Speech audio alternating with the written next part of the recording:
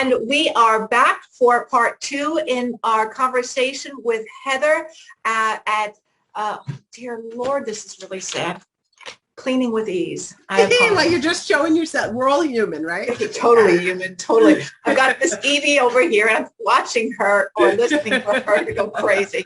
But we're back again to part 2 because Heather is going to discuss with us how to deal with all the food preparation and all the cooking that comes on this month, whatever holiday you celebrate, because that's what it's all about. It's party. Heather, it's a party month. It's a party month. Yes. Party month. So, yeah. So, once again, as you're heading into whatever holiday it is that you celebrate, one of the things that I find helpful is to make yourself a really nice to-do list, because when it's all swirling around in your head, it tends to suck out your energy. And, sure. This is supposed to be a joyful time, right? So we want to have lots of energy. We want to be able to focus on the things and the people that we love, right? So just sitting down and, creating a big to-do list. Now, it might sound like that should be overwhelming, that you may be seeing all those things are going to be overwhelming. But that's where, mindset is, where you say, you know what, I'm going to do this one thing at a time. So, and then can I ask, how far in advance do you do that? Let's say Sunday is the day for the feast. Sunday, let's say Sunday the 10th. What day are you going to start? Well, ideally, the sooner the better. But I mean, at any point, it's going to be helpful to you, because then you can divide up what it is that you want to accomplish over whatever number of days it is. So if you were aiming for Christmas, the 25th, I mean, obviously, the sooner the better. Because you'll have to do less on each day. Whether it's, I want to send Christmas cards and, committing to working on, 10 of those each day. When am I going to do my shopping? Your calendar is your friend. If you know that on the, you're having a party on the 10th, and if you know that you're not going to do the shopping until the 8th, you don't need to fret about it the whole time. You just make your list, right? And that because you're going to accomplish that on the 8th, you're just going to let that go off your list. Okay. Yeah. You've written down what you're going to do. You know that on the 7th, you are going to clean your bathroom. Whatever it is, all the things that you need to do to feel ready. Okay. As far as prepping for food and that kind of thing, just remember, firstly, I can tell a little trick for my husband. My husband is more the chef than I am. He tends to, I'm more the helper. I'm more the gopher and the woman who washes dishes as we're doing stuff in between. We've got to, get kind of a nice little system going. But there are lots of things like Christmas cookies. He will start them after Thanksgiving because you can freeze them if you have the freezer space. Those are something, doesn't seem to matter what kind of cookie, he can work on them little by little. He keeps himself, it's the same premise as opposed to like the week before Christmas trying to make, a dozen different kinds of cookies. Sure. Okay? Yeah. Smart. As far as the prep goes, the other thing I would encourage you to do is to pick those things, just like we talked about with the things that you really love. Put those things on the menu that you really love. Okay. Right. You don't need 26 side dishes. Right. A sort of a minimalist or simple life Christmas party for us is hors d'oeuvres and dessert. Right. Okay. Unless, making a big gourmet meal is your thing. We have found that that's really what people want to eat. They want to be able to really enjoy those hors d'oeuvres.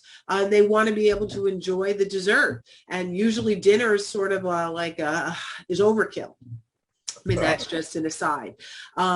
Reaching out for help from, you have people coming, whatever. Don't be afraid to say, would you mind making the salad? Or would you, you know what I'm saying? That kind of thing. Sure. But that requires a certain level of planning, right? That once again is making that list, figuring out when you're going to do it. It kind of reminds me of when my daughter got married. She got married. I live in New York. She got married out where her husband and where she lives now in Idaho. So about 2 weeks before, 10 days before we got out there, and I had a list of everything that needed to be done, and I listed it on the days that it needed to be done.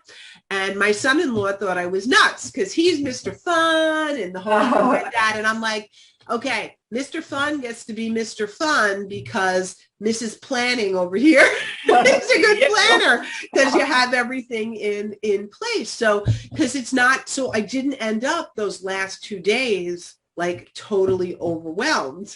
Right. You know what I mean? And it didn't mean that sometimes things don't get shifted to the next day. I mean, life happens, right? Sure.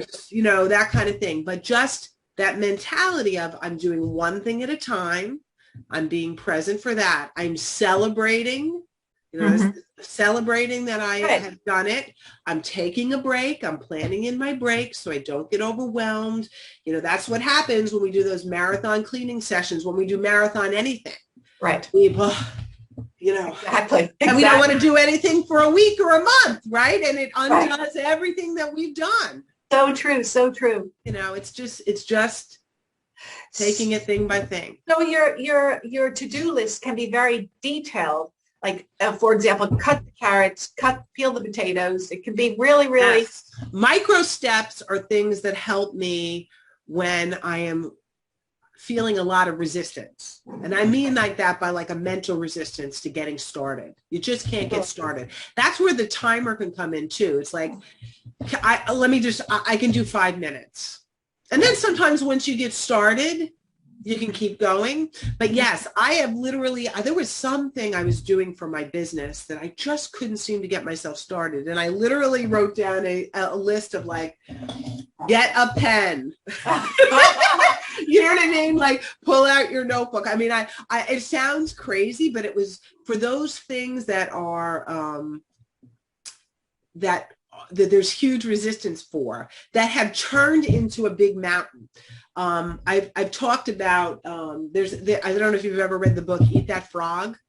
No. It has to do with doing the frog on your to-do list, which you are least wanting to do first.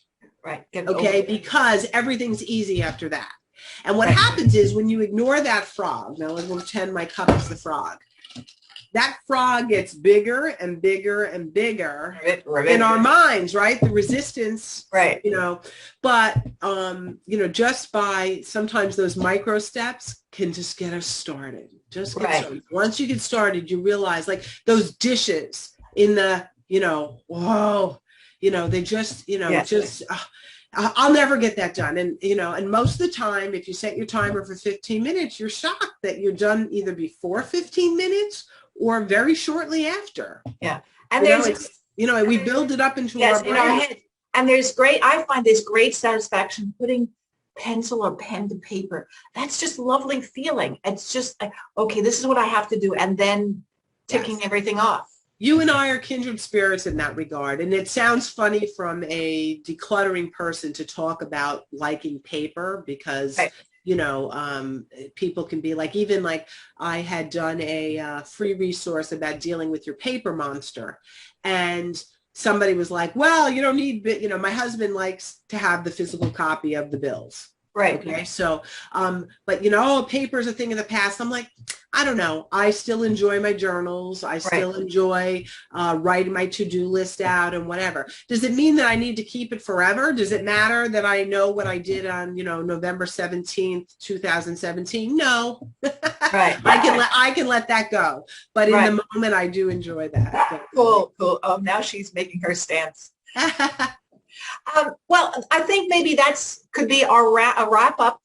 Ladies, what we are having in a couple of weeks' time, and it will be in the membership site, Heather's going to come back to us and answer any questions that you might have.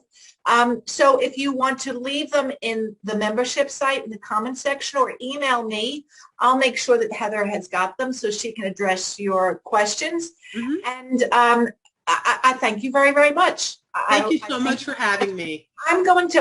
Can you send us the link to that paper decluttering, and I will put it into the membership site so that if you are interested, we'll take advantage of it in the nicest of ways, and we'll ease our way into the holiday season with Heather by our side. Yes. Thank you very, very much. I will speak with you all soon. Heather, thank you very, very much. And until our next meeting, everyone, toodles. Bye.